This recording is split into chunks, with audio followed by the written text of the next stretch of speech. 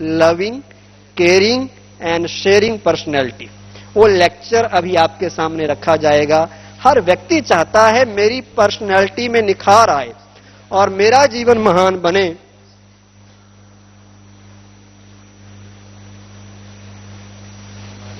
तो अब इस लेक्चर की ओर आगे बढ़ते हुए, we love, we care, we share. सभी मेरे साथ बोलेंगे, we love, we care, we share. सबसे पहले केयरिंग पर्सनैलिटी।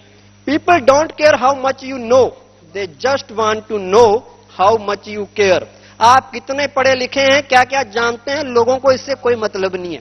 लोग मतलब रखते हैं कि आप उनका कितना ध्यान रखते हैं, उनकी कितनी केयर करते हैं, उनके लिए क्या करते हैं। तो हमें अपनी पर्सनैलिटी को केयरिंग बनाने से पहले ये जानना होगा कि केयरिंग है क्या। Caring is the manifestation of concern for others wellbeing. जब हम दूसरों के भले के लिए कुछ सोचते हैं, उनकी संभाल के लिए हम ख्याल करते हैं, उसे केयरिंग कहते हैं। केयरिंग को यहां दो हिस्सों में बांटा गया है। पहली केयरिंग अपनी केयरिंग, क्योंकि दूसरों की केयरिंग भी वही कर सकता है जो अपनी केयरिंग करना जानता हो। दूसरी है दूसरों की केयरिंग। अपनी केयरिंग को भी चार हिस्सों में आगे बांटा गया है। Physical care, character care, values care, behaviour care. Similarly caring for others, family care, community care, social care. अगर ये caring is a holistic concept, ये सारी चीजें अगर सम्मिलित होंगी तब पर्सनैलिटी केयरिंग बनेगी। Let us start from self care. Self care में सबसे पहली बात जो ध्यान में आती है वो है health care, physical care. Health is wealth. पहला सुख निरोगी काया। अगर स्वस्थ हमारे हम हैं तो सारे काम हम कर सकते हैं। किसी डॉक्टर ने बहुत सुंदर कहा है, first half of life we spend our health to earn the wealth and second half of life we spend our wealth to earn the health. तो क्यों ना हम हेल्थ को जब से होश संभाली है तभी से ही उसके नियमों को पालन करना स्टार्ट कर दे। अगर स्वास्थ्य दवाइयों से मिलता होता तो हर डॉक्टर, हर केमिस्ट स्वस्थ होता। अगर हेल्थ पैसे से मिलती होती, दुनिया के जितने भी रिच लोग हैं वो हेल्दी होते। हेल्थ मिलती है हेल्थ के संबंधित नियमों का पालन करने से। यहां पहला नियम बताया है हमारा डाइट से संबंधित, हमारा भोजन कैसे हो। Let diet become our medicine. Diet ही एक दवाई का काम कर सकती है। आज हमारे भोजन में जो हमें सबसे ज्यादा नुकसान पहुंचा रहे हैं वो है cold drinks, fast food, junk food, जिनमें कोई ज्यादा ताकत नहीं होती, ज्यादा पौष्टिक तत्व नहीं होते। उनमें होता है कार्बोहाइड्रेट, सोडियम, शुगर, जो मोटापा बढ़ाता है, जो अनेक बीमारियों को पैदा करता है। आप सब ये सुनकर हैरान होंगे, 4 दिन पहले एक न्यूज आई कि ब्रिटेन में गवर्नमेंट फैट टैक्स लगाने वाली है इन फास्ट फूड और जंक फूड्स के ऊपर। फैट टैक्स, मोटापा टैक्स।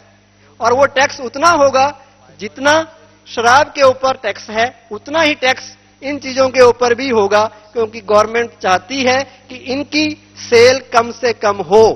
प्रति वर्ष ब्रिटेन में 3000 लोग इन फास्ट फूड्स की वजह से जो बीमारियां फैल रही हैं उससे मर रहे हैं।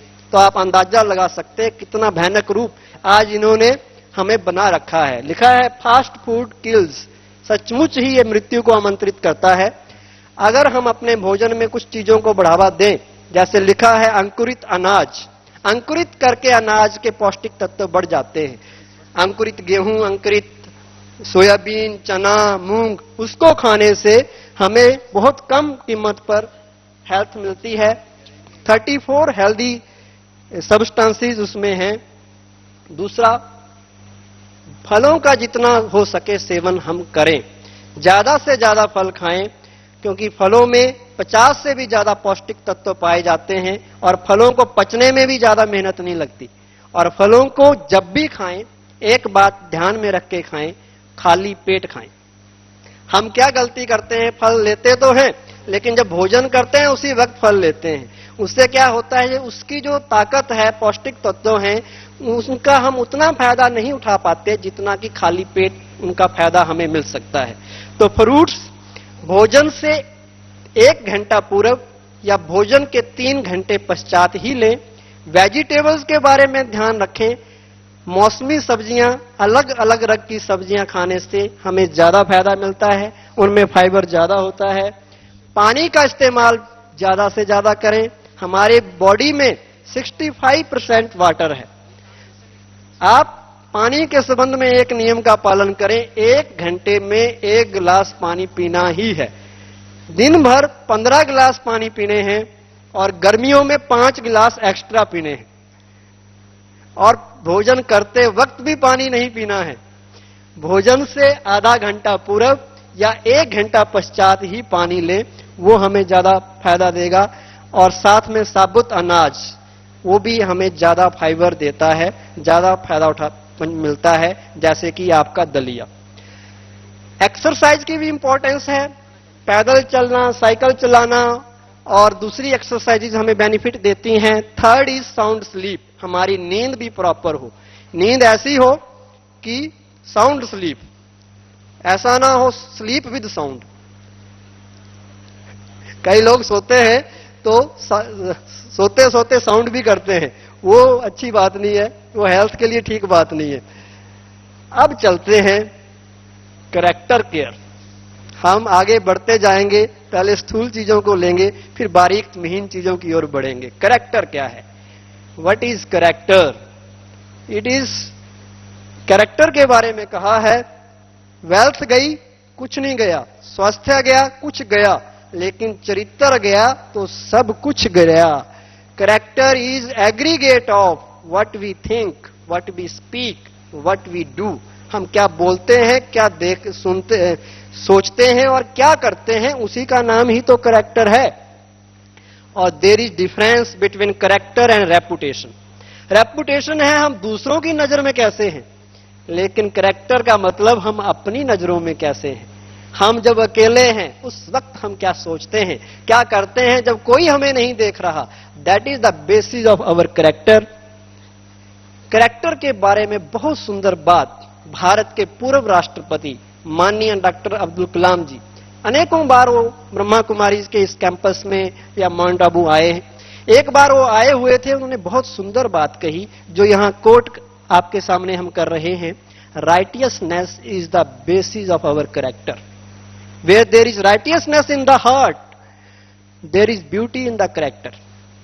Where there is beauty in the character, there is harmony in the home. Where there is harmony in the home, there is order in the nation. Where there is order in the nation, there is peace in the world. So friends, there is a beautiful connectivity between your character, heart, home, nation and the world. Now the question is, how to inject righteousness in the heart. कैसे righteousness हमारे दिलों में आए? Brahma Kumaris is the right place to inject the righteousness in the heart. और आप सही स्थान पर सही वक्त पर यहां आए हैं, जहां से हम ये चीज अपने साथ ले जा सकते हैं। Next care is care of your thoughts. आपके विचार, विचारों से जिंदगी बनती है। जो आप सोचते हैं वही आप बनते हैं। आपके साथ जो कुछ हो रहा है आपके विचारों के कारण हो रहा है। अगर आप जो सोचते हैं उन चीजों को अपनी ओर आकर्षित करते हैं, इसे लॉ ऑफ अट्रैक्शन कहते हैं। वो चीजें आपकी ओर अपने आप आती हैं। आप अच्छा सोचोगे आपके साथ अच्छा होगा, बुरा सोचोगे तो बुरा होने लग जाएगा, क्योंकि आप जैसा सोचते हैं वैसा ही बन जाते हैं। When you build the character, every thought count। फिर ये नहीं कि आप सोचते गए और आपको पता ही नहीं चल रहा कि आप कितना सोच गए।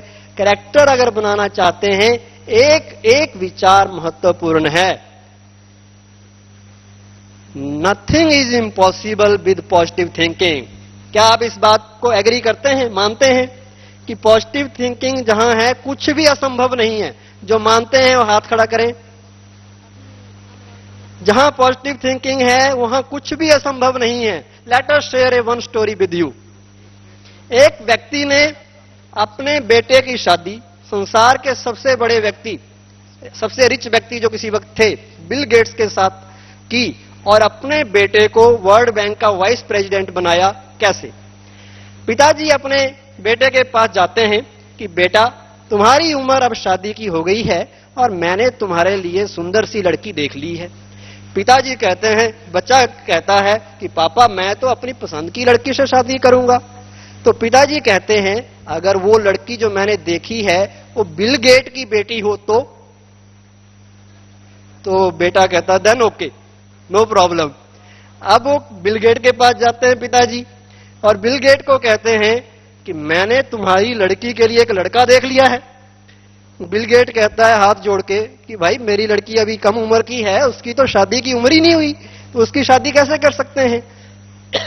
तो पिताजी बिल गेट को कहते हैं, अगर वो लड़का वर्ल्ड बैंक का वाइस प्रेसिडेंट हो तो बिल गेट तो पैसे वाला आदमी हो, तो पैसे की कैलकुलेशन करता है, तो वो कहता देन ओके। अब पिताजी वर्ल्ड बैंक के प्रेसिडेंट के पास जाते हैं और कहते हैं, मैंने आपके बैंक के लिए एक वाइस प्रेसिडेंट ढूंढ लिया है। तो प्रेसिडेंट साहब कहते हैं, जी हमारे बैंक में तो जितनी वैकेंसीज थी सारी फिल हैं, वाइस प्रेसिडेंट के लिए तो कोई सीट ही नहीं है। तो पिताजी कहते हैं, अगर वो वाइस प्रेसिडेंट बिल गेट का दामाद हो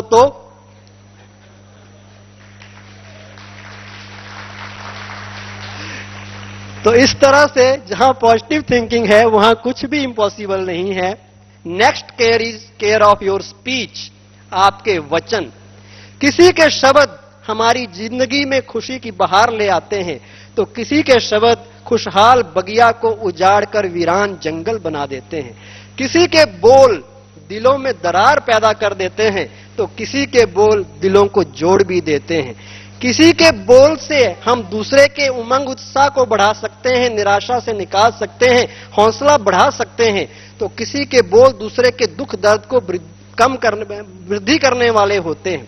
अगर आप सचमुच में महान बनना चाहते हैं, अपनी पर्सनैलिटी को अट्रैक्टिव बनाना चाहते हैं, तो आपको अपने बोल के ऊपर जरूर सुधार करना होगा, क्योंकि महान आत्माओं के बोल महावाक्य होते हैं, गिने चुने होते हैं। और महान लोग बोलने से पहले सोचते हैं। Think before you speak. समझदार व्यक्ति भी सोचता है, बेसमझ भी सोचता है। समझदार व्यक्ति बोलने से पहले सोचता है, बेसमझदार व्यक्ति बोलने के पश्चात सोचता है कि मैंने क्या बोल दिया। इसलिए किसी ने कहा, ऐसी वाणी बोलिए मन का आपा खोए, औरन को शीतल करे आपुह शीतल होए। हमारी कड़वी जुबान, हमारे कटु वचन दूसरे को कितना दुख देते हैं, कितना परेशान करते हैं। एक बार एक साइंटिस्ट रिसर्च कर रहा था कि दुनिया में सबसे ज्यादा कड़वी चीज कौन सी है। वैसे लोग कहते हैं पोटासियम साइनेट सबसे कड़वा है, लेकिन जिसने भी उसको खाया वो उसका टेस्ट नहीं बता पाया, वहीं मर जाता है। इसलिए उसने रिसर्च करना शुरू किया कि दुनिया की सबसे कड़वी चीज क्या है। तो रिसर्च करते करते काफी टाइम उन्होंने घर से बाहर लगा दिया। बाद में घर आए तो दरवाजा खटखटाया, पत्नी ने दरवाजा खोला और उसके ऊपर ऐसी डांट लगाई, इतने दिन तक तुम घर से बाहर रहे, तुम्हें ना अपनी फिक्र है, ना अपने बच्चों की फिक्र है, ना अपनी पत्नी की फिक्र है। ऐसी उसकी डांट लगाई कि साइंटिस्ट साहब देखते ही रह गए। उन्होंने सोचा था कि मैं एक बड़ी अच्छी किताब दुनिया को लिख के दूंगा कि कड़वी चीज क्या है, लेकिन उन्होंने अनुभव किया और पता चला कि अब मुझे पता चला कि दुनिया की कड़वी चीज क्या है। जब पत्नी ने डांट लगाई, वो पत्नी के पास जाते हैं, उसको थैंक्स कहते हैं कि अब मेरी थीसिस पूरा हुआ, अब मैं अपनी रिसर्च लिखूंगा, लेकिन लास्ट में ये जरूर लिखूंगा कि संसार में सबसे कड़वी चीज अगर है तो वो हमारे कड़वे बोल हैं, हमारे कटु वचन हैं, जो सबसे ज्यादा पीड़ा पहुंचाते हैं। कमान से निकला हुआ तीर और जुबान से निकली हुई बात कभी वापस नहीं आती। तलवार के घाव ठीक हो सकते हैं, जुबान के घाव कभी ठीक नहीं होते। ये जुबान ही है जो हमें तख्त पर भी बैठाती है, कुर्सी पर भी बैठाती है, और यही जुबान है जो हमें तख्ते पर भी, फांसी पर भी लटका सकती है। इतिहास इस बात का साक्षी है। संसार के जितने भी बड़े बड़े युद्ध हुए, बहुत से युद्धों का कारण हमारे कटु वचन, गलत शब्दों का इस्तेमाल रहा है। महाभारत आप सबने पढ़ा होगा, देखा होगा। क्यों महाभारत हुआ? कौन से वो शब्द थे द्रौपदी के जिनके कारण महाभारत के युद्ध का जन्म हुआ? अंधे की औलाद अंधा, अंधे की औलाद अंधे ने महाभारत जन्म दे दिया। इसलिए कौन सी बात हमें कहां कहनी है, किन लोगों के सामने कहनी है, कैसे कहनी है, इस बात का जरूर हम ध्यान रखें। एक बार मान लो, हम सब जानते हैं राम नाम सत्य है, अच्छी बात है, भगवान का नाम तो सत्य है, लेकिन कहां कहा जाता है? कहां कहा जाता है? जब व्यक्ति की अर्थी निकल रही होती है तब कहा जाता है। मान लो कोई व्यक्ति किसी की मैरिज में चला जाए, वो व्यक्ति घोड़ी पे बैठा हो, डोली सज रही हो और वो कहे राम नाम सत्य है, तो क्या अंदाजा होगा वो हम सब देख सकते हैं। इसलिए हमारे बोल ऐसे हों जो जख्मी दिल पर मरहम पट्टी का काम करें, दर्दे दिल पे दवा का काम करें, सके मांदे व्यक्ति में उमंग उत्साह भरने वाले हों। ये शब्द मुर्दा दिल व्यक्ति में जान फूंक देने वाले हों। ये बोल ही हैं जो जिंदा भी जलाते हैं और जिंदगी भी दिलाते हैं। एक बड़ी सुंदर कहावत किसी ने कहा, बोल और बोल में अंतर, एक मूर्खता एक मंत्र। कोई व्यक्ति की बात को लोग thought for today, famous sayings, moral dicta, proverbs के नाम से जानते हैं। नीति वचन, दोहे, श्लोक उनको कहा जाता है, महामंत्र कहा जाता है। और एक व्यक्ति बात करता है तो लोग कहते हैं भाई साहब बात कुछ बनी नहीं, या ये भी कोई बात हुई। एक व्यक्ति बात करता है कि आपने तो जो बात की बिल्कुल 1.25 लाख की बात कही, कमाल की बात आपने कही, 16 आने सही बात आपने कही। और एक व्यक्ति बात करता है, लोग कहते बात बनी नहीं। तो दोनों में फर्क है। ब्रह्मा कुमारी में बहुत अच्छा एक स्लोगन दिया जाता है, speak less, speak sweetly, speak softly. कम बोलो, धीरे बोलो, मीठा बोलो। इसको अगर जीवन में अपना लें, साथ में युक्ति युक्त बोलो, युक्ति से भी काम लेना पड़ता है। एक बार एक हाथी जो राजा का था बीमार हो गया, बूढ़ा हो गया और बीमार हो गया। राजा ने सारे गांव वालों को बुलाया कि देखो इस हाथी को मैंने बड़े प्यार से पाला है, अब मैं ये हाथी आपको दे रहा हूं, आप इसको अच्छी तरह से इसकी पालना करना, और ये जब बीमार पड़ जाए मुझे इसकी खबर वगैरह देते रहना। लेकिन कोई भी व्यक्ति ये खबर लेके नहीं आए कि हाथी चल बसा, हाथी मर गया। अब गांव वाले राजा का हुक्म समझकर ले गए हाथी को, बड़ी केयर की, राजा का हाथी, खबर भी देते रहे बीच बीच में। लेकिन आप सब जानते हैं एक दिन हमें भी जाना है तो हाथी ने तो जाना ही था। तो हाथी चल बसा, गांव वालों को टेंशन हो गई, राजा को कौन जाके बताए। गांव में एक बुजुर्ग व्यक्ति था, लोग उसके पास गए। उसने कहा डोंट वरी, मैं आपके साथ जाऊंगा, मैं बात कर लूंगा। तो बुजुर्ग व्यक्ति के साथ गांव वाले सारे वहां चले गए और राजा को कहा कि जहांपना आपने जो हाथी हमें दिया था, 2 दिन से ना घास खा रहा है, ना पानी पी रहा है, जिस करवट लेटा था उसी करवट लेटा है, ना सांस ले रहा है। राजा हैरान, वो कहता क्या वो मर गया? वो कहते महाराज हम अपने मुख से कैसे कहें। तो ये है हमारे युक्ति युक्त शब्द। तीसरी केयर है केयर ऑफ आवर एक्शंस, हमारे कर्म। हम कर्म से पहचाने जाते हैं। हम इस संसार से जाएं तो हम एक छाप छोड़कर जाएं। When we leave this world, we leave a legacy behind. उसके लिए कहा है a right is right even no one does it, and a wrong is wrong even if everyone does it. गलत गलत ही है चाहे सारी दुनिया उसे कर रही हो। हम क्या आर्गुमेंट देते हैं, सब ऐसा कर रहे हैं, सब बेईमान हैं, सब झूठ बोलते हैं, हम भी बोल रहे। लेकिन ये बहुत अच्छी स्टेटमेंट है कि 2 झूठ भी एक सच को दबा नहीं सकते। गलत गलती रहेगा, सही सही रहेगा। और कोई भी काम ना तो छोटा है ना बड़ा है, ये काम करने वाले के ऊपर निर्भर है कि उस काम को किस अंदाज से करता है। Successful people do not do different things, they do the things differently. कोई वो अलग काम नहीं करते, काम वही होता है, लेकिन काम को इतनी परफेक्शन के साथ करते हैं कि वो कामयाब हो जाते हैं। कर्म का एक बहुत सुंदर सिद्धांत है, Karma is it self reward. कर्म अपने आप में ही इनाम है।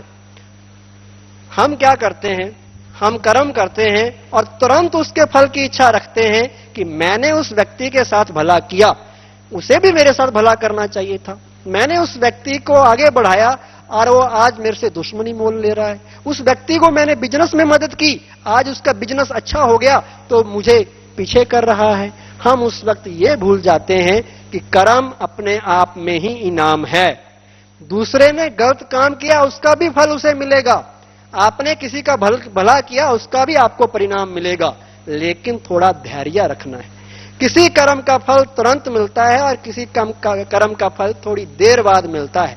अगर हम कोई अच्छा काम करते हैं, क्या हमें हमारी अंतरात्मा, हमारा जमीर नहीं कहता कि तुमने कोई अच्छा काम किया है? क्या हमें अंदर से संतुष्टि नहीं होती कि तुमने कोई अच्छा काम किया है? मान लो कोई व्यक्ति प्यासा है, प्यासे व्यक्ति को हमने पानी पिला दिया, तो वो व्यक्ति हमें थैंक्स करे या ना करे, हमारी तारीफ करे या ना करे, लेकिन क्या हमारे अंदर से ये नहीं आता कि मैंने अच्छा काम किया है, मैंने एक प्यासे व्यक्ति की प्यास बुझाई है, मेरा पानी सफल हुआ, उसका जीवन सफल हुआ, तो क्या ये रिवार्ड नहीं है जो हमें शांति मिल रही है, खुशी मिल रही है? इसलिए कर्म का फल, अच्छे कर्म का अच्छा फल आज नहीं तो निश्चित कल, बुरे कर्म का बुरा फल आज नहीं तो निश्चित कल। ये बात हमें जरूर याद रखनी चाहिए। Values care. अब आते हैं मूल्यों के ऊपर। हजारों सालों से है आदमी का वजूद, फिर भी निगाहें तरसती हैं आदमी के लिए। आज हम देवता तो दूर की बात, आदमी नहीं बन पा रहे। दुनिया का सबसे बड़ा crisis in today's world is crisis of values and character. आज संसार में सबसे ज्यादा डिवोर्स रेट, जितने भी प्रॉब्लम्स और रेट हैं, या लोगों के बीच में जो गैप पड़ता जा रहा है और समस्याएं बढ़ती जा रही हैं, उन सब का कारण वैल्यूज की कमी है। वैल्यूज की कमी के कारण ही आज इंसान पत्थर दिल बन गया है। लोग कहते हैं man has become worse than beast, he has become stone hearted, his level has come down to that of animals. हम आज पशुओं से भी नीचे गिर गए हैं। क्यों? Due to absence of values. सद्भावना, प्यार, मोहब्बत, भाईचारा, शांति, इन चीजों को हम छोड़कर समस्याओं को पैदा कर रहे हैं। यहां बताया nation without vision and mission, individual without values and character are burden to society. जिन लोगों में मूल्य नहीं है वही तो राक्षस हैं। राक्षस कोई अलग चीज नहीं है, देवता भी कोई अलग नहीं है। जिनमें मूल्य हैं, दिव्य गुण हैं, वो देवता हैं, जिनमें नहीं है वो उससे उल्टे हैं। तो आज ये दिव्य गुण हमें अपने जीवन में लाने हैं और वैल्यूज के आगे कभी कंप्रोमाइज नहीं करना। वैल्यूज इतनी इंपॉर्टेंट हैं, कभी कंप्रोमाइज नहीं करना। जितने भी लोग महान बने हैं मूल्यों की वजह से बने हैं। आप सब ने महात्मा गांधी का नाम तो सुना ही है। उसकी जो बुक है माई एक्सपेरिमेंट विद ट्रुथ, आप में से कितने हैं जिन्होंने उनकी ये बुक पढ़ी है? बहुत कम लोग। उनकी बुक जरूर पढ़ना। उसमें एक एक बात इतनी मूल्यों से भरी पड़ी है कि आप अंदाजा नहीं लगा सकते। मैं पढ़ रहा था, एक छोटी सी स्टोरी उनके जीवन की मैं शेयर करना चाहूंगा। महात्मा गांधी ने साबरमती में, अहमदाबाद में अपना आश्रम बनाया था। नया नया आश्रम अभी सेटअप किया था कि उनके एक बहुत क्लोज दोस्त का लेटर बॉम्बे से आता है कि आपके आश्रम में एक अनटचेबल फैमिली रहना चाहती है। उसमें एक हस्बैंड है, वाइफ है, वेरी हम्बल, वेरी ऑनेस्ट, और एक उनकी बेटी है। महात्मा गांधी ने कहा कि जो भी व्यक्ति यहाँ के रूल रेगुलेशंस को फॉलो करेगा वो रह सकता है। हालांकि उस वक्त जाति प्रथा इतनी स्ट्रांग थी कि बात मत पूछो, लेकिन महात्मा गांधी ने उसको दरकिनार करते हुए कहा कि कोई भी व्यक्ति जो यहाँ के रूल रेगुलेशन को फॉलो करेगा रहेगा। लेकिन जैसे ही उनको वहां रहना अलाउ किया तो जो आश्रम जिन्होंने बिल्डिंग किराए पे दी थी, जो फाइनेंशियल मदद करते थे, सब ने गांधी जी को धमकाना स्टार्ट कर दिया। मालिक ने कहा इस कुएं का पानी या तो हम इस्तेमाल करेंगे या इस्तेमाल करेंगे, ये कुएं को हाथ नहीं लगा सकते। जो पैसे देते थे उन्होंने कहा इनको बाहर करो, अगर नहीं करते हमारे पास आपको देने के लिए कोई भी फंड्स नहीं है, अपना इंतजाम आपे करो। गांधी जी ने सोचा अच्छी परीक्षा आ गई, लेकिन मूल्यों के ऊपर इतने दृढ़, इतने स्ट्रांग, उन्होंने कहा कुछ भी हो जाए, हमें अनटचेबल क्वार्टर्स में जाकर रहना पड़े, लेबर करनी पड़े, लेकिन हम अपने सिद्धांतों को नहीं छोड़ेंगे। नो कंप्रोमाइज, झुके नहीं, कुछ भी हो जाए। और उन्होंने अपना अनुभव लिखा। वो समस्या जो आई थी थोड़े दिनों के बाद चली गई। God helps at the last moment. भगवान पहले टेस्ट लेता है, परीक्षा लेता है, लेकिन अंत घड़ी में आपका साथ देगा। कैसे? एक सेठ अचानक आश्रम के दरवाजे के बाहर गाड़ी में आया और उसने कहा, मैं आपके आश्रम की मदद करना चाहता हूं। उन्होंने कहा, कीजिए। अगले दिन वो व्यक्ति दोबारा आया और 13,000 रुपए का चेक 1920 में महात्मा गांधी को थमाकर चला गया। नो जान पहचान, कभी देखा भी नहीं था, और पैसे देने के बाद भी वो सेठ कभी नजर नहीं आया। किसने उसको भेजा? और वो इतनी मदद 13,000 की करके गया कि आश्रम का खर्चा 1 साल तक बिना किसी की सपोर्ट के चल सकता था। तो महात्मा गांधी ने कहा, मेरा एक छोटा सा प्रयास से अनटचेबिलिटी की जड़ें हमारे समाज से हिल गई। एक छोटा सा प्रयास, मूल्यों के ऊपर दृढ़ता। यहां दिखाया है पिताश्री ब्रह्मा बाबा ब्रह्मा कुमारी के फाउंडिंग फादर, बहुत अमीर हीरे जवाहरात के बिजनेसमैन। जब ये संस्था बनाई, कुछ ही सालों में यहां पर बहुत से लोग रहते थे, फाइनेंशियल क्राइसिस आ गया, लेकिन उन्होंने मूल्यों के आगे कंप्रोमाइज नहीं कहा। उन्होंने कहा, हम मांगेंगे नहीं, मांगने से मरना भला। कुछ भी हो जाए, परमात्मा के ऊपर निश्चय रखा, और वो समस्या कुछ ही दिनों के बाद समाप्त हो गई। और वो जो पैसे की दिक्कत उस वक्त आई थी, 400 लोग घर में थे, सरेंडर्ड थे, दोपहर के खाने के लिए कुछ नहीं था, लेकिन उनका उस ऑलमाइटी के ऊपर विश्वास, मूल्यों के ऊपर विश्वास कि हमने भगवान का साथ पकड़ा है, भगवान जरूर मदद करेगा। उसका परिणाम आप देख सकते हैं। आज ब्रह्मा कुमारी संस्था कितनी आगे फैल रही है और फैल चुकी है। चारों तरफ किसी चीज की कमी नहीं है। क्यों? क्योंकि उन्होंने जो त्याग उस वक्त किया, अपने सिद्धांतों को नहीं छोड़ा। तो ये सिद्धांत हमें अपने जीवन में अपनाने होंगे, जैसे उन लोगों ने अपनाए थे। और वैल्यूज के बारे में अगर हम चर्चा करें तो हम जानेंगे कि वैल्यूज कितनी इंपॉर्टेंट हमें है। एक सेठ जिनकी दुकान और मकान जलकर राख हो गया, सहानुभूति जुटाने वालों का तांता लग गया, जो सेठ को जरा भी नहीं अच्छा लग रहा था। उन्होंने जले हुए मकान की राख के ऊपर एक बोर्ड लगा दिया, दुकान जल गई, मकान जल गया, लेकिन आत्मविश्वास नहीं जला। सहानुभूति जुटाने वाले आते, बोर्ड देखते, बोर्ड को पढ़कर चुपचाप वापस चले जाते। सेठ जी ने दोबारा मेहनत की, हिम्मत से काम लिया और पहले से भी बड़ी दुकान और मकान खड़ा कर दिया। बताओ कौन सी वैल्यूज थी जिससे सेठ जी को सफलता मिली? आत्म विश्वास और हिम्मत। गांधी जी से किसी ने पूछा कि आपको बापूजी क्यों कहते हैं? एक अंग्रेज ने पूछा कि आपको बापूजी क्यों कहते हैं? हम सब जानते हैं कि उनका स्टेटस हमारे देश में क्या है। He is the father of the nation, राष्ट्रपिता हैं, इसलिए उनको बापूजी कहा जाता है। लेकिन महात्मा गांधी इतने विनम्र, उन्होंने कहा, वो कह सकते थे कि मैं I am so and so, Congress party का इतना बड़ा लीडर हूं, सारा देश मेरे पीछे चलता है, क्या आप मुझे नहीं जानते? उसने कहा, ऐसा कुछ नहीं कहा। उसने कहा, क्योंकि हम बूढ़े हो गए हैं ना। तो ये है हमारी हम्बलनेस। जितने हम महान बनते जाएंगे, उतनी हम्बलनेस हम में आती जाएगी और हम आगे बढ़ते जाएंगे। Next care is behaviour care. हमारा व्यवहार कैसा हो। कल भी चर्चा हो रही थी, कई बार हैं, सोमवार, मंगलवार, बुधवार। सबसे बड़ा बार कौन सा है? हमारा व्यवहार। व्यवहार कला सबसे बड़ी कला है। आपने अनेक शास्त्र, अनेक ग्रंथ पढ़े होंगे। सबसे बड़ा ग्रंथ कौन सा है? सबसे बड़ा शास्त्र है व्यवहार शास्त्र। क्योंकि जितने भी शास्त्र दुनिया में हैं, वो हमें क्या बताते हैं कि एक इंसान का दूसरे इंसान के साथ कैसा व्यवहार होना चाहिए। व्यवहार कला कैसे आती है, वो बताया है कि हम दूसरों के साथ वैसा ही व्यवहार करें जैसा कि हम उनसे चाहते हैं। किसी के भी बुराई हम ना देखें, किसी के अवगुण ना देखें, दूसरों को क्रिटिसाइज ना करें, सबको सम्मान देते चलें, तो हम व्यवहार कुशल स्वतः बन जाएंगे। Some people have problems, some people are problems, some people make problems, some people solve problems.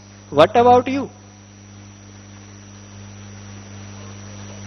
ये हमें सोचना है। हमें अपनी पर्सनैलिटी बनानी है सॉल्यूशन पर्सनालिटी, प्रॉब्लम पर्सनालिटी नहीं। प्रॉब्लम में गिनाने वाले बहुत है, प्रॉब्लम में तो बढ़ेंगी, लेकिन अगर उनका समाधान कर सकते हैं तो हम कुछ कंट्रीब्यूट कर सकते हैं। Care for others.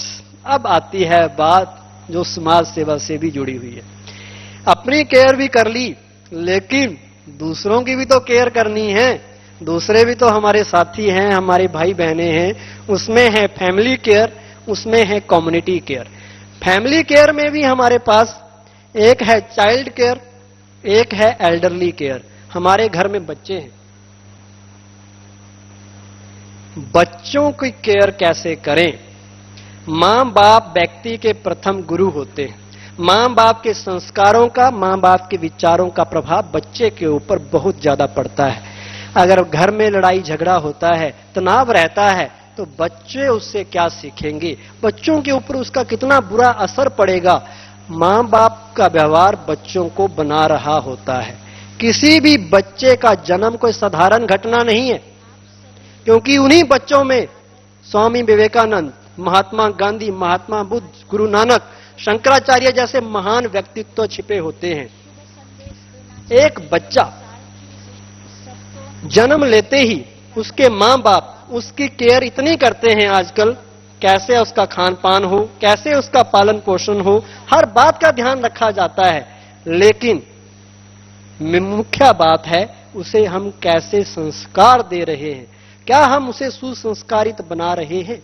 ये हम अपने आप से पूछें और बच्चों के आगे एक रोल मॉडल, एक उदाहरण बनकर हम जिएं। आज बच्चों के आगे कोई रोल मॉडल नहीं रहा जिसे देख के वो अपना जीवन बना सकें। मां बाप का 3/4 प्रभाव बच्चे की पर्सनालिटी में मां बाप का पड़ता है। मां बाप खुद ड्रिंकिंग कर रहा है, घर में स्मोकिंग कर रहा है, गाली गलौज करता है, बच्चे उससे क्या सीखेंगे? बच्चों के सामने हम टीवी देख रहे हैं, फिल्म देख रहे हैं और बच्चों को कह रहे हैं बच्चे तुम दूसरे कमरे में जाओ, वहां जाकर पढ़ाई करो। तो बच्चा कहेगा हमें कहते हैं पढ़ो, खुद फिल्म देखते हैं। तो बच्चों के ऊपर उसका असर पड़ेगा? नहीं पड़ेगा। जितना हमारा देखो बच्चे भी हंस रहे, जितना हमारा खुद का जीवन डिसिप्लिन्ड होगा, अनुशासित होगा, उतना ही अनुशासन हम दूसरों अपने बच्चों में ला सकते हैं। और अगली बात है, हम नेगेटिविटी से अपने बच्चों की जरूर केयर करें। इतनी नेगेटिविटी आज के समाज में है। पहले तो सिनेमा घर से बाहर होता था, आज सिनेमा जिसे सिन की मां कहते हैं, पाप की मां, घर घर में आ चुका है। ना केवल सिनेमा, टीवी, आज तो इंटरनेट आ गया, मोबाइल आ गया, इतनी चीजें जिनके फायदे तो हैं ही, लेकिन नुकसान इतने ज्यादा हैं। अगर उन नुकसानों को हम नहीं बच्चों को समझा पाएंगे, हो सकता है बाल मन भ्रमित हो जाए, बच्चा अपना रास्ता छोड़कर अपनी मंजिल को भूल जाए। इसलिए उन्हें समझाना जरूरी है कि इन चीजों का कैसे इस्तेमाल करें, कैसे इनसे बचकर रहें। मां बाप जब बूढ़े हो जाते हैं, अक्सर शिकायत करते हैं कि हमारे बच्चे हमारी केयर नहीं करते। इसके लिए कौन जिम्मेवार? मां बाप खुद जिम्मेवार हैं। अगर मां बाप ने बच्चों को अच्छे संस्कार दिए होते, अच्छे गुणवान चरित्रवान बनाया होता, उनको सिखाया होता कहां को चलना है। We taught children how to walk but didn't teach them where to walk. चलना है, पढ़ना है, लेकिन क्या पढ़ना है, क्या देखना है, कैसे जिंदगी में रहना है, वो अच्छी बातें नहीं सिखाई तो वो बच्चा आपको फेथफुल नहीं होगा। हम अपने बच्चों की तो केयर करते हैं, समाज में ऐसे भी बच्चे हैं जिनका कोई नहीं है। केयरिंग ऑफ डिसएडवांटेज चिल्ड्रन, अनाथ बच्चे बचपन से ही जिनके मां बाप बिछड़ गए, उनके लिए भी हम सोचें, उनके लिए भी कुछ करें। उनके लिए अगर आपके पास पैसा है, पैसे से मदद कर सकते हैं। कोई हुनर है, हुनर सिखा सकते हैं। कोई आर्ट है, शिक्षा दे सकते हैं। लेकिन ऐसे भी दुनिया में लोग हैं, मान लो आपके पास तो पैसा नहीं है, जिनके पास बहुत पैसा है, टाइम नहीं है, उन लोगों को मोटिवेट करके उनके सहयोग से हम उन बच्चों का भला कर सकते हैं। आजकल बच्चों को लोग गोद भी लेते हैं, अडॉप्ट भी करते हैं। ऐसे लोगों को भी हम मोटिवेट कर सकते हैं, उनको भी एनकरेज कर सकते हैं, ताकि बच्चों को फिर से मां बाप मिल जाए, उनकी पढ़ाई लिखाई वैसे ही हो जैसे और बच्चों की होती है। अब बात आती है बची, लेकिन जो हमारे बुजुर्ग हैं, हमारे बुजुर्ग बूढ़े माँ बाप, उनकी भी केयर करना जरूरी है। कलयुग के बारे में कहा गया है, कलयुग में एक कुएं का पानी 4 कुओं में समा सकता है, लेकिन 4 कुओं का पानी एक कुएं में नहीं आ सकता। माना एक माँ बाप 4 बच्चों को पालना कर सकते हैं, उन्हें पढ़ा लिखा सकते हैं। जब वही माँ बाप बूढ़े होते हैं तो वही बच्चे माँ बाप को डिवाइड कर देते हैं। 3-3 महीने के लिए उनको डिवाइड कर दिया जाता है। क्या माँ बाप के ऊपर बीतती होगी।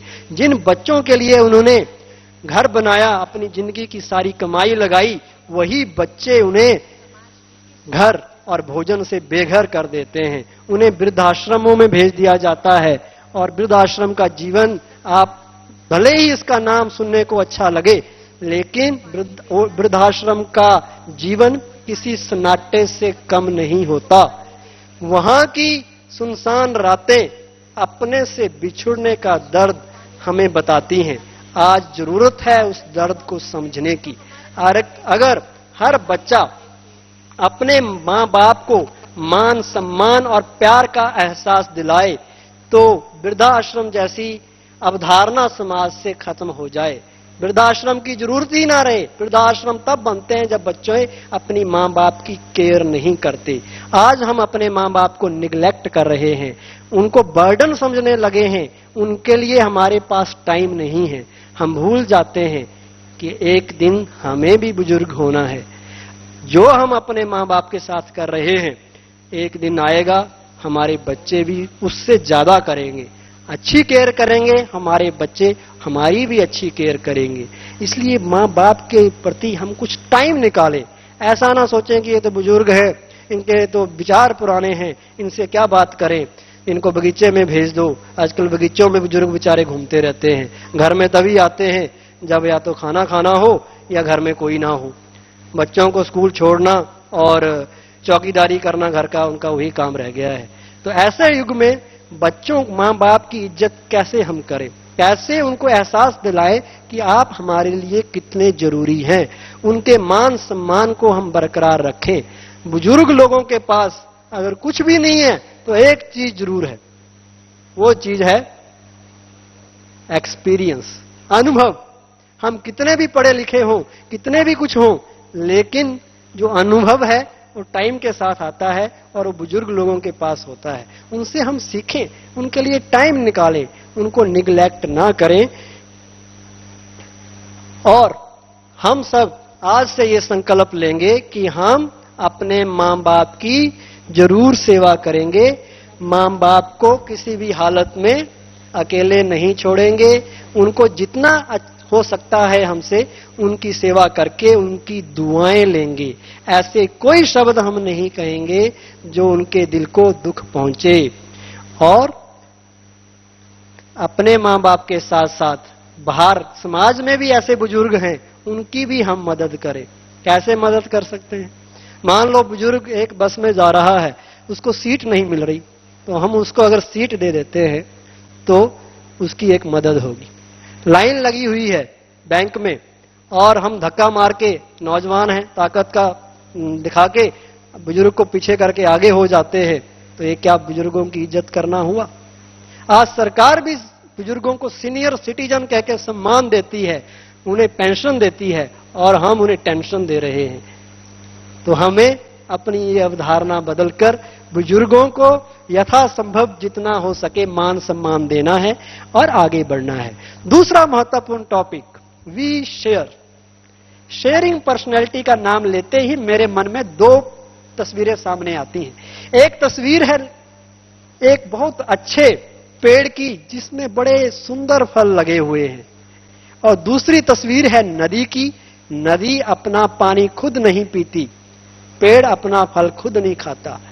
जिस चेयर पे आप बैठे हैं, जिस बेड पे आप सोते हैं, जिस घर में आप रहते हैं, क्या वो अपने लिए बना है या दूसरों के लिए बना है? दुनिया में जितनी भी चीजें हैं, चाहे वो नेचर की चीज है, वो सब दातापन से भरी हुई हैं। उनका देने का भाव है। भगवान को भी दाता कहते हैं। हमारे पूर्वज भी देवता थे, देते थे, हम लेवता बन गए हैं। भारत की संस्कृति हमें सिखाती है देते चलो, लेकिन उसको भूल हम लेने वाले बन गए हैं, इसलिए आज परेशान हैं। तो शेयरिंग पर्सनालिटी का मतलब जो कुछ हमारे पास है, हमारे पास नॉलेज है, हमारे पास स्किल्स हैं, टैलेंट है, हैप्पीनेस है, जॉय है, रिसोर्सेज हैं, उनको दूसरों के साथ शेयर करें, मिल बांट कर चलें। मिल बांट कर जीना, मिल बांट कर खाना बहुत बड़ा दैवी गुण है। शेयरिंग का मतलब है attitude of giving, supporting and helping. प्रकृति हमें दे रही है। शेयरिंग में हम दूसरों के जीवन को अच्छा बनाने के लिए अगर उन्हें कोई सपोर्ट देते हैं, टाइम देते हैं, उनके प्रति निकालते हैं, मनी की सपोर्ट है, टाइम की है, वो सब शेयरिंग कहलाता है। Serve others and in the process you will serve automatically. दूसरों की सेवा करो, आपकी सेवा अपने आप हो जाएगी। कैसे कैसे आपकी सेवा हो जाएगी? कल भी एक कहानी का थोड़ा सा जिक्र हुआ था। एक बार भगवान ने डिनर पार्टी ऑर्गेनाइज की। बड़े अच्छे अच्छे व्यंजन, 56 प्रकार के पकवान, 108 प्रकार के फल उस पार्टी में रखे हुए थे। देवताओं को भी बुलाया गया तो असुरों को भी बुलाया गया। सबसे पहले असुरों को डाइनिंग हॉल में ले जाया गया और उन्हें कहा कि तुम्हें ये भोजन स्वीकार करना है। भोजन को देखते ही उनके मुख में पानी आ गया, लेकिन एक शर्त लगाई गई, उनके हाथ में 3 फुट लंबा डंडा बांध दिया गया बाजू में, ताकि उनकी बाजू ऐसे ना मुड़े, सीधी ही रहे। अब जैसे ही उन्होंने भोजन देखा तो वो तो तमो प्रधान वृत्ति वाले एकदम उसके ऊपर टूट पड़े, उठाने लगे। अब हाथ मुड़े ना, तो उसने उठाया, इधर करने की कोशिश की, हुआ नहीं, तो किसी का इधर गिरा, किसी का उधर गिरा।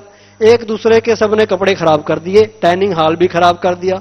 वेटर आए, उन्होंने कहा बाहर जाओ, तुम खाना खाने के लायक नहीं हो। उन्हें बाहर कर दिया, क्योंकि उन्होंने ये सोचा कि हम खाएं, हम तो खा नहीं सकते थे। अब देवताओं को बुलाया गया, उनके भी बाजू में बांध दिया गया डंडा। तो देवताओं का दिमाग प्योर, सतो प्रधान, उन्होंने सोचा कि अगर हम दूसरे को खिलाएंगे तो सब कुछ हो सकता है। मेरा हाथ अपनी तरफ तो नहीं मुड़ रहा, लेकिन सामने की तरफ तो जा रहा है ना। तो उन्होंने भोजन उठाया, सामने वाले देवता को खिला दिया, सामने वाले देवता ने उसे खिला दिया। इस तरह सबने भोजन किया और सबका पेट भर गया। तो ये है, हम दूसरों को खिलाएंगे, हमें स्वतः मिलेगा ही। हलवाई को आप देख लीजिए, हलवाई के पास आप जाइए और उसे कहिए कि मिठाई का डब्बा आप उसको गिफ्ट में ले जाओ, तो हलवाई क्या कहेगा? वो कहेगा मैं पहले ही तंग हूं, मैं क्यों खाऊं? क्यों? क्योंकि हलवाई दूसरे को खिलाता है। जो दूसरे को खिलाएगा उसका पेट अपने आप भर जाएगा, ये नियम है। इसलिए दूसरों की सेवा करो, आपकी सेवा अपने आप हो जाएगी। Life is an echo, all comes back, the good, the bad, the fast, the true. जो कुछ आप देते हो दूसरों को, वो आपके पास रिफ्लेक्ट होके आता है। इसलिए आप जो कुछ कर रहे हो बिना रिटर्न की इच्छा से करो, बिना फल की प्राप्ति, मान सम्मान की इच्छा से परे होके करो, तो उसका जो रिटर्न आएगा, रिवार्ड मिलेगा, वो 10 गुना ज्यादा होगा।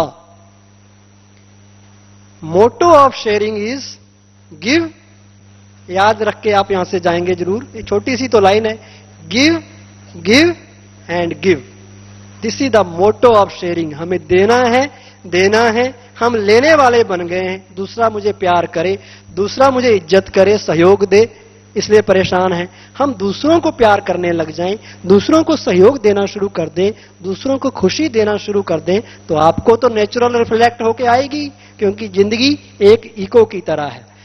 सर्विस मोटो तब आता है जब हम दूसरों की दिक्कतों को, कठिनाइयों को समझ सकें और उसके लिए अपने सुख सुविधाओं का भी त्याग कर दें, तो सर्विस मोटो आता है।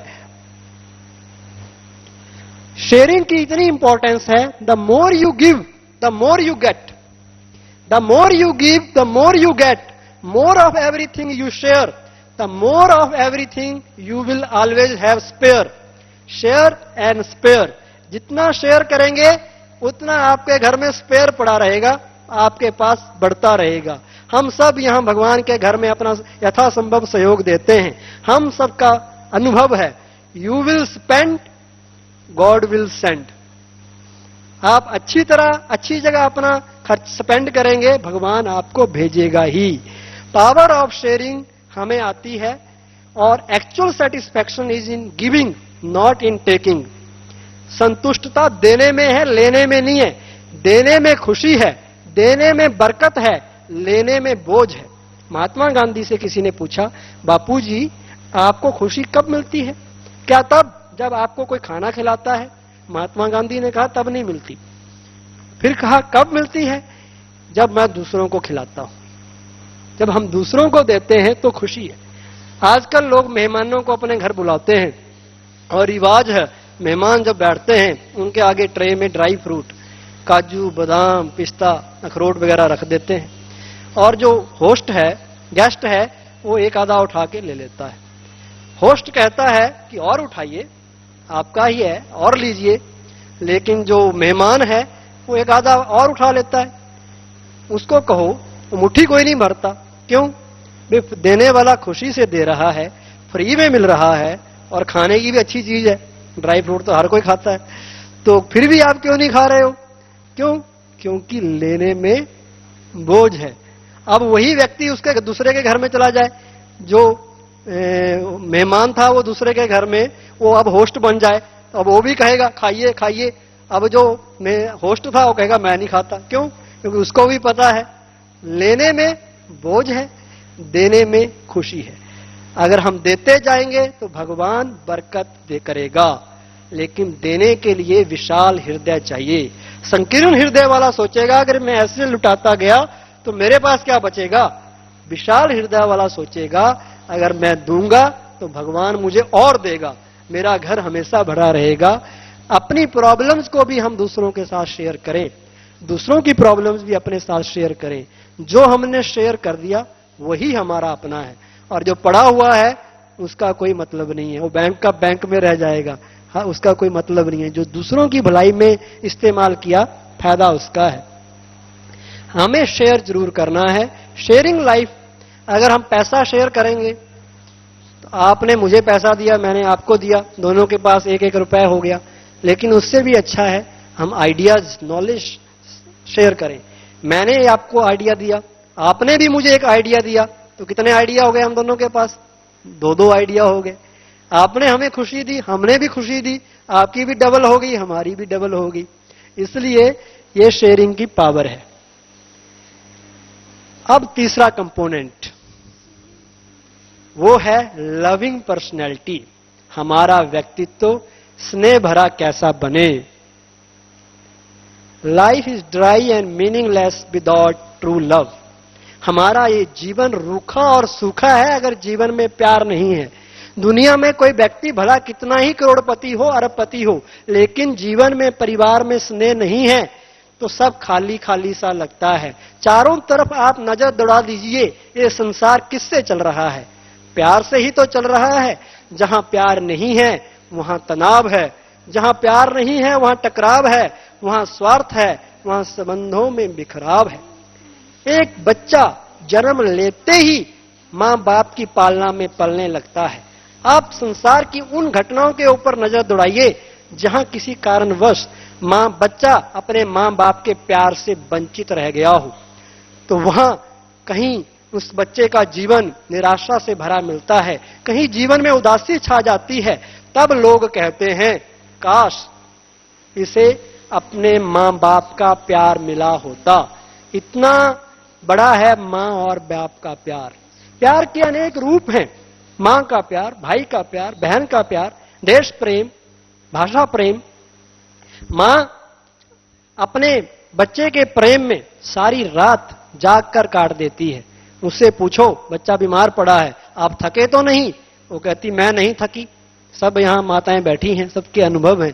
बच्चे के प्रेम में थकती नहीं है। क्यों? सहन शक्ति भी आ जाती है, क्योंकि बच्चे के साथ प्यार है। हमारे स्वतंत्रता सेनानियों ने देश प्रेम में कुर्बानियां दे दी, अंग्रेजों की यातनाएं सही, पीठ पर हंटर की मार सही, लेकिन उफ तक नहीं कही। सब कुछ सहा, फिर भी कहा वंदे मातरम। क्यों? क्योंकि देश प्रेम था। प्रेम जब हम उम्र व्यक्तियों के साथ करते हैं उसे दोस्ती कहा जाता है। जब प्यार बड़ों के साथ किया जाता है उसे रिस्पेक्ट कहा जाता है।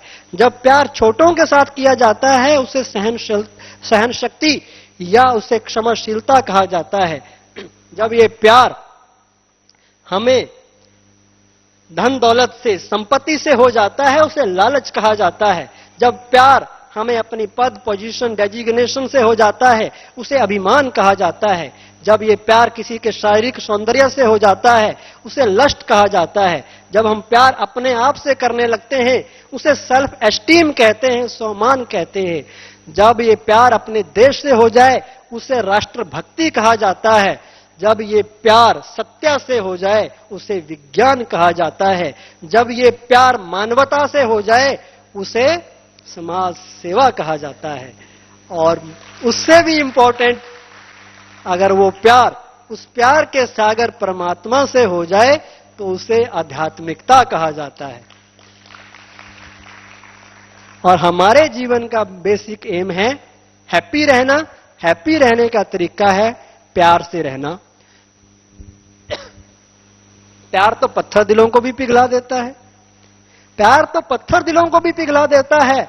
आज से 47 वर्ष पूर्व की सत्य घटना, पंजाब में लुधियाना नाम का शहर, एक नौजवान युवक अपने गांव से लुधियाना शहर में आर्मी में भर्ती होने के लिए आता है। उसका भाई उसे कहता है कि शहर में, लुधियाना में हमारा एक रिलेटिव रहता है, आप रात को उनके घर रुक जाना। तो उस भाई का एड्रेस, उस रिश्तेदार का एड्रेस लेके वो नौजवान लुधियाना शहर में आ जाता है। 6 बजे वो अपने रिश्तेदार के घर में पहुंच जाता है और किसी दूसरे व्यक्ति के घर को अपने रिश्तेदार का घर समझकर वहां बेल बजा देता है। बेल बजते ही एक महिला बाहर आती है। वो नौजवान पूछता है कि ये फलाना व्यक्ति का घर है? वो महिला कहती है हाँ हाँ ये उनका ही घर है, आप अंदर आइए, आपका तो इंतजार हो रहा था। संयोगवश उस महिला के पति का नाम भी उसके रिश्तेदार के नाम जैसा ही था। और उस नौजवान ने अपने रिश्तेदार को तो देखा था लेकिन उसकी बीवी और बच्चों से कभी मिलना नहीं हुआ, उनसे परिचित नहीं था। इसलिए वो बड़ा निश्चिंत होके अंदर चला जाता है और ये सोच के कि मैं तो राइट जगह पहुंच गया हूं।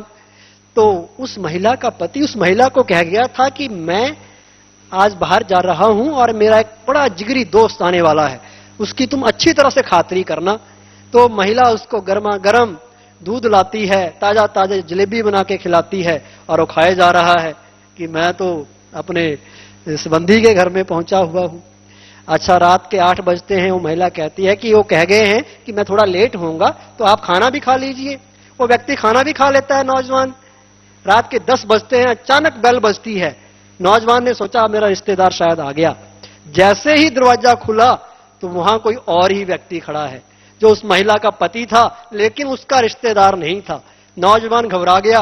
वो कहता है सॉरी, मैं किसी के गलत घर में आ गया हूं, ये मेरे रिश्तेदार का घर नहीं है, ऐसा ऐसी मेरे से गलती हुई है, मुझे माफ कर दो। और मैंने तो आपका खाना भी खा लिया, जलेबी भी खा ली, मुझे माफ कर दो। लेकिन उस महिला के पति ने इतने प्यार और अधिकार से ऐसे शब्द वहां उच्चारित किए कि उस नौजवान को लगा कि शायद अपनों से भी इतना अपनापन आज तक नहीं मिला हो। महिला के पति ने कहा, क्या आप हमारे परिवार के नहीं हैं? क्या आप हमारे कुछ नहीं लगते? क्या आप हमारे अपने नहीं हैं? ये सुनकर उस व्यक्ति का हृदय प्यार से भर आया और उसे लगा ऐसा प्यार तो आज तक शायद अपनों ने भी नहीं किया होगा। ये है सच्चा प्यार। ऐसा प्यार जो पत्थर दिलों को भी पिघला दे, निस्वार्थ प्यार। और प्यार ही हर चीज का बेस है। इंसान तो क्या, प्रकृति में भी प्यार है। आप किसी पेड़ को प्यार से सिंचिए, ज्यादा जल्दी उसकी ग्रोथ होगी। आप पशु पक्षियों को भी प्यार चाहिए, लेकिन अगर हमें खुद ही प्यार के लाले पड़े होंगे तो हम दूसरे को प्यार क्या देंगे? एक भिखारी दूसरे भिखारी को भला क्या देगा? हम आज प्यार के भिखारी बन गए हैं, मंगता बन गए हैं, प्यार के दाता नहीं रहे। हमें प्यार देना है, सबको प्यार देना है। प्यार में इतनी ताकत है कि पावर ऑफ लव, एक तोता भी मनुष्य की बोली बोलना सीख जाता है। मां का स्पर्श पाते ही रोता हुआ बच्चा चुप हो जाता है। सर्कस में शेर जैसे भयानक जानवर भी काम करने लग जाते हैं। ये प्यार की जादू की ताकत है। प्यार से हम किसी को भी अपना सहयोगी बना सकते हैं, उससे कोई भी अपना कार्य करा सकते हैं, किसी भी व्यक्ति को सुधार सकते हैं। जब एक डॉक्टर अपने मरीज के साथ प्यार से व्यवहार करता है, प्यार से उसका हालचाल पूछता है, उसकी आधी पीड़ा स्वतः खत्म हो जाती है। एक ऑफिसर अपने एम्प्लॉय से प्यार से बात करता है, उसकी प्रोडक्टिविटी 50% राइज कर जाती है। तो प्यार में इतनी ताकत है। और जो लोग प्यारे हैं, प्यार बांटते हैं, सदा लाइमलाइट में रहते हैं, सदा सबके नजरों में रहते हैं, सब लोग उन्हें चाहते हैं। प्यार लेने का आधार है प्यार देना। प्यार देते चले, प्यार देंगे, प्यार मिलेगा। हमें देवताओं की तरह प्यार के दाता बनना है। देवताओं के चेहरे से प्यार की फीलिंग आती है, उनके नैनों से प्यार झलकता है, उनकी हाथों की मुद्राएं प्यार प्रदर्शित करती हैं। हमें भी देवताओं की तरह प्यार के दाता बनना है। जो भी हमें मिले उससे प्यार से बात करनी है, प्यार से बात सुननी है, प्यार से जीवन में व्यवहार करना है, तभी हम भी तो देवता बन पाएंगे। हमारा प्यार गंगा की तरह हो, गंगा की तरह भरपूर गंगा प्यार की हमें बनना है, निर्मल गंगा बनना है, पवित्र गंगा बनना है। हमारे प्यार में स्वार्थ ना हो, हमारा प्यार विशुद्ध हो, निर्मल हो, प्यार में आत्मिक भाव हो, शुभ भावना, शुभ कामना हो, उसे गंगा की तरह प्यार कहेंगे। ऐसा ना लोग कहें कि जब इनके मतलब पड़ता है तो प्यार दिखाते हैं, जब मतलब नहीं पड़ता तो अहंकार में चूर रहते हैं। हमारा प्यार ऐसा नहीं हो। हमारा प्यार हमें सबको ऐसा देना है कि बराबर, बिना किसी पक्षपात के प्यार देना है। छोटों को भी प्यार देना है, बड़ों को भी प्यार देना है, समान वालों को भी प्यार देना है। छोटों से प्यार की निशानी है उनकी गलतियों को माफ करना, बड़ों से प्यार की निशानी है उन्हें इज्जत देना, समान वालों से प्यार की निशानी है उनके साथ सहयोग करना, आपसी समझ विकसित करना। सबसे इंपॉर्टेंट अगर जीवन में है तो वो है लव। किसी भी रिलेशन में पैसे से भी ज्यादा इंपॉर्टेंट प्यार है। भाई भाई का प्यार आज बंट रहा है, पैसे के खातिर लोग भाई भाई का दुश्मन है। लेकिन प्यार पैसे से भी नहीं खरीदा जा सकता। प्यार पैसे से बड़ी चीज है, इसलिए इसके लिए कोई कंप्रोमाइज हम ना करें और सच्चा प्यार विकसित करें, ट्रू लव। आज प्यार संसार में रहा कहां? प्यार शब्द इस्तेमाल तो होता है, लेकिन सच्चा प्यार ना होने के कारण एक आदमी के दूसरे आदमी के बीच में गैप पड़ता जा रहा है। स्वार्थ एक दीवार की तरह आदमी और आदमी को दूर करता जा रहा है। परिवार में, संस्थाओं में, कारोबार में कुछ ही समय के बाद प्यार बंटने लग जाता है और हर व्यक्ति अपनी डफली, अपना राग अलापने लग जाता है। तो प्यार आज ऐसा हो गया है, स्वार्थ वाला प्यार। प्यार, सच्चे प्यार को भूलकर इंसान ने हिंसा को, बाहुबल को अपना साधन बना लिया है। वो समझता है मैं बाहुबल से किसी को भी जीत सकता हूं। हम बाहुबल से दूसरे के पैसे तो छीन सकते हैं, लेकिन याद रखिए दूसरों के दिलों को नहीं जीत सकते। दूसरों के दिलों को जीतना है तो एक ही तरीका है, सच्चा प्यार, सच्चा स्नेह, जिससे हम दूसरों के दिलों के ऊपर राज कर सकते हैं। We rise in true love and fall in false love. हम क्या कहते हैं, इंग्लिश जो लैंग्वेज है ना, बड़ी स्मार्ट लैंग्वेज है, खुद ही अपना बयान करती है। वी फॉल इन लव, कोई ये नहीं कहता वी राइज इन लव। इसका मतलब जो लव है, उनका जो लव है, जो वो समझे हैं, वो लव उनको गिरा रहा है। फॉल का मतलब गिरना है, होना चाहिए था राइज। सच्चे प्यार का मतलब है जहां किसी के साथ कोई भी एक्सपेक्टेशन ना हो, केवल दूसरों का भला समाया हो। और जहां प्यार है वहां हम दूसरों की कमियां, कमजोरियां भी नहीं दिखाई देती। किसी को समझाना हो वो भी बड़े युक्ति से समझा देंगे, डायरेक्ट नहीं कहेंगे, क्योंकि प्यार है। प्यार में आपसी समझ विकसित हो जाती है। Most misused word in today's dictionary is love. Love is most misused, misinterpreted and perverted. सबसे ज्यादा दुरुपयोग अगर किसी शब्द का हुआ है तो वो प्यार का हुआ है। लोग कहते हैं हम उससे प्यार करते हैं, लेकिन लव की जगह लोगों ने लस्ट को प्यार समझ लिया है, लव की जगह अटैचमेंट, मोह को प्यार समझ लिया है। और सच्चे प्यार से, जो सच्चा प्यार था, उससे लोग आज हट गए हैं। प्यार में स्वार्थ आ गया है, प्यार व्यापार प्यार आज बन गया है। और जहां व्यापार में जब प्रॉपर गिव एंड टेक नहीं होती तो तकरार हो जाता है। आज का प्यार ऐसा प्यार रह गया है। कहते हैं it's nice to be important, but it is so much more important to be nice. Nice बनना बहुत जरूरी है, लेकिन उससे भी जरूरी है, इंपॉर्टेंट बनना बहुत जरूरी है, लेकिन उससे भी ज्यादा इंपॉर्टेंट है कि हम नाइस बने। और नाइस बनने का तरीका है अपनी पर्सनैलिटी को लविंग पर्सनैलिटी बनाना। Tit for tat is not true love. अदले का बदला, ये कोई सच्चा प्यार नहीं है। अगर प्यार ये है किल अदर्स बाय योर काइंडनेस। आज लोग हेटेड का जवाब हेटेड से देते हैं। हेटेड का जवाब देना चाहिए प्यार से। लोग क्या करते हैं, tooth for tooth, I for I. आपके कोई दांत तोड़ता है, आप भी उसके दांत तोड़ दीजिए। कोई आपको आंख दिखाता है, आप भी आंख दिखा दीजिए। कोई ईंट मारता है, आप पत्थर मारिए। ये लोगों की नीति है। लेकिन भगवान क्या कहते हैं? भगवान की नीति है, अगर आपको कोई नुकसान भी पहुंचा रहा है, किल अदर्स बाय योर काइंडनेस। आप उसके साथ इतना अच्छा व्यवहार कीजिए कि उसे खुद रियलाइज हो कि मैंने इसके साथ कितना गलत किया और इसने मेरे साथ कितनी दयालु वृत्ति रखी, कितना मेरा फिर भी भला सोचा। वो व्यक्ति अपने आप बदल जाएगा। सर्व के प्रति शुभ भावना, शुभ कामना, सर्वे भवंतु सुखिना, सर्वे संतु निरामया, ये भावना लेकर हम चलें। अपमान जो हमें करता है उसको भी हम अपमान ना समझ के अपमान ना समझें। ग्लानि करने वाले को गले लगाना, निंदा करने वाले को दोस्त समझना, ये सच्चा प्यार है।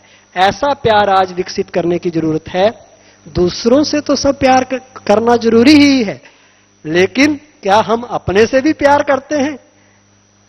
जो अपने से प्यार करता है, हमने कहा उसे कहते हैं सेल्फ एस्टीम, स्वमान। अपने आप को रोज रिवार्ड दो, अपने आप को हीन भावना ना लाओ। कल कह रहे थे हीन भावना कहीं समझते हैं। अपने आप को प्यार करो। मैं भी भगवान की संतान हूं, मैं भी यूनिक पर्सनैलिटी वाला हूं।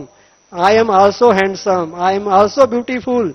मेरे भगवान की संतान, जो गुण भगवान में वो गुण मेरे में भी हैं। इसलिए रोज अपनी पीठ हमें थपथपानी चाहिए कि मेरे जैसा कोई नहीं। ये हम अगर समझें और दूसरों के साथ कभी कंपेयर ना करें। हीन भावना तब आती है जब हम दूसरों से कंपेयर करते हैं। मेरे पास तो मारुति कार है, दूसरे वाले के पास दो और बढ़िया लंबी वाली कार आ गई। कंपेयर किया, खुशी गायब। कंपेयर, तुलना ना करें। अचानक एक दिन खुद जो हमने गौर से देखा, उसी दिन से कोई अपने सिवा अच्छा नहीं लगता। आप देखिए तो सही अपने आप को, आप बहुत अच्छे हैं। अपने को देखोगे, आपको अपने से अच्छा कोई और लगेगा ही नहीं। और कंपेयर ना करें। Don't compare yourself with others. If you compare, you are insulting yourself. ये आप अपनी इंसल्ट कर रहे हो। क्यों? मैंने गम को देखकर अपने खुदा से पूछा, ऐ खुदा, तूने मेरे लिए गम ही क्यों बनाया? ऐ खुदा, तूने मेरे लिए गम ही क्यों बनाया? मगर जब खुदा ने मुझे दूसरों का गम दिखाया तो मुझे अपना गम बहुत कम नजर आया। हम लाखों करोड़ों लोगों से बहुत अच्छे हैं।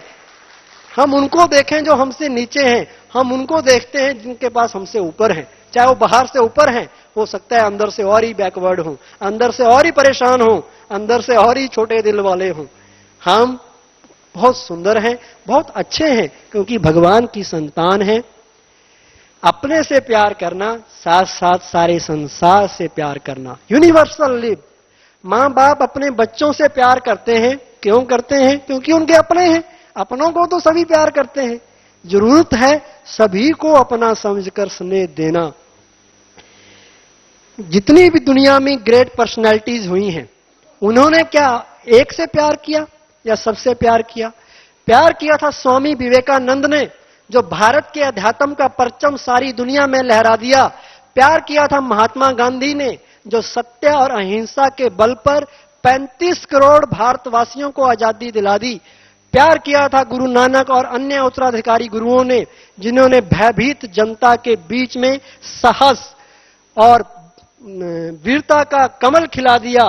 प्यार किया था महात्मा बुद्ध ने, जिन्होंने दया और करुणा से लाखों निर्दोष लोगों के बहते खून को रुकवा दिया। प्यार किया था आदि गुरु शंकराचार्य ने, जिन्होंने मोह और आसक्तियों में फंसे इंसान को शांति का रास्ता बता दिया। प्यार किया था पिता श्री ब्रह्मा बाबा ने, जिन्होंने कलयुगी सृष्टि को सतयुगी स्वर्ग सृष्टि बनाने के लिए ये ईश्वरीय विश्वविद्यालय की स्थापना करा दी, जिसमें आप सब यहां बैठे हैं। कितने ही प्रेमियों के प्रेम का वर्णन हम करें, हर एक के प्यार में उस परमात्मा का प्यार झलकता है। इन सब ने केवल एक स्त्री या एक पुरुष या एक व्यक्ति से प्यार नहीं किया था, इन सब ने प्यार किया मानवता से। हमें भी ऐसे ही सबके साथ प्यार करना है। बन सब बेसहारा बेसहारों के लिए, बन सहारा बेसहारों के लिए, बन किनारा बेकिनारों के लिए। जो जिए अपने लिए तो क्या जिए, ऐ दिल तू जी सके तो जी हजारों के लिए। अब आपको लास्ट में एक मैथ भी पढ़ा देते हैं। मैथ भी आपने पढ़ा ही होगा, ज्यादा टफ मैथ नहीं है, इजी है। मैथ का नाम सुन के लोग डर जाते हैं, मैथमेटिक्स। यहां बिल्कुल इजी है। एबीसीडी आपने सबने पढ़ी है। अगर ए को हम 1 नंबर दें, बी को 2 दें, सी को 3 दें, तो कोई बता सकता है जेड को कितना नंबर होगा? 26। Very intelligent. अच्छा, जेड को 26 दे दिया। अब let us start from hard work. Hard H का स्थान 8वां है, इसलिए इसको 8 नंबर दिए। ए का स्थान 1 है, 1 नंबर दिया। इनके सभी लेटर्स को टोटल किया, कितना बना? 98%। आप निकाल सकते हैं। उसके बाद नॉलेज के लेटर्स को ऐड करें, sum total will be 96%। Attitude मैंने कहा बहुत बड़ी चीज है, आपको 100% तक पहुंचा सकती है। उससे आगे है लव ऑफ गॉड।